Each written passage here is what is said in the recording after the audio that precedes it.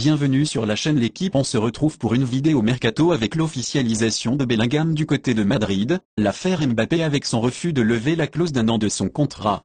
Je vous dis déjà bon visionnage, n'hésitez pas à vous abonner, cela soutient la chaîne, et surtout d'activer la cloche de notification pour rater aucune vidéo. Raccroche-toi, on commence.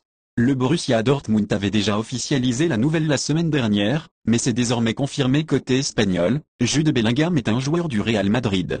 Jusqu'en 2029, et pour 103 millions d'euros, plus bonus, ce qui est en fait la deuxième recrue la plus chère de l'histoire du club derrière Eden Hazard 115 millions. Le crack anglais sera présenté jeudi à midi. De son côté, alors qu'il avait officialisé la vente il y a une semaine, Dortmund a réagi en remerciant le milieu anglais pour son passage marquant. Élu meilleur joueur de Bundesliga cette saison, à 19 ans, c'est au Real Madrid désormais qu'il va tenter de laisser sa trace et confirmer son talent. Kylian Mbappé, je n'ai jamais évoqué un renouvellement avec le PSG.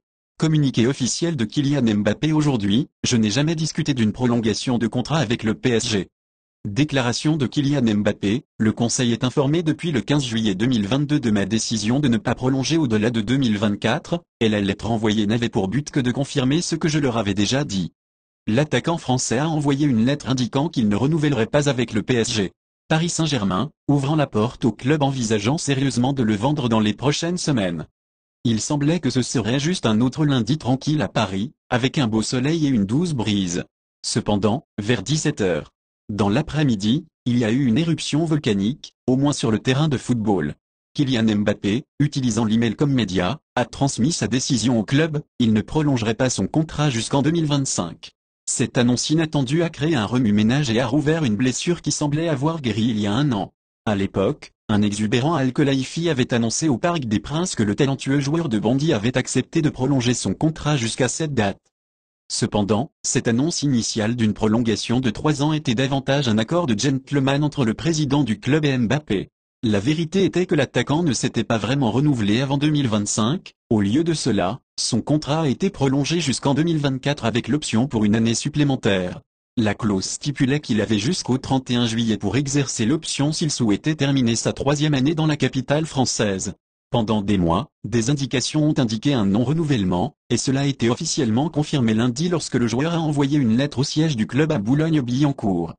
Le PSG, pris au dépourvu par l'avis précoce, a été stupéfait par la nouvelle. En fait, selon le New York Times, l'institution française a appris la décision de Mbappé de ne pas renouveler avant 2025 de la presse, en particulier de l'équipe. À Doha, la patience était épuisée. Les concessions et interventions faites par l'émir lors des négociations de 2022, y compris l'implication avec Emmanuel Macron, ne se répètent en aucun cas. En 2023, le paysage est très différent de celui de 2021.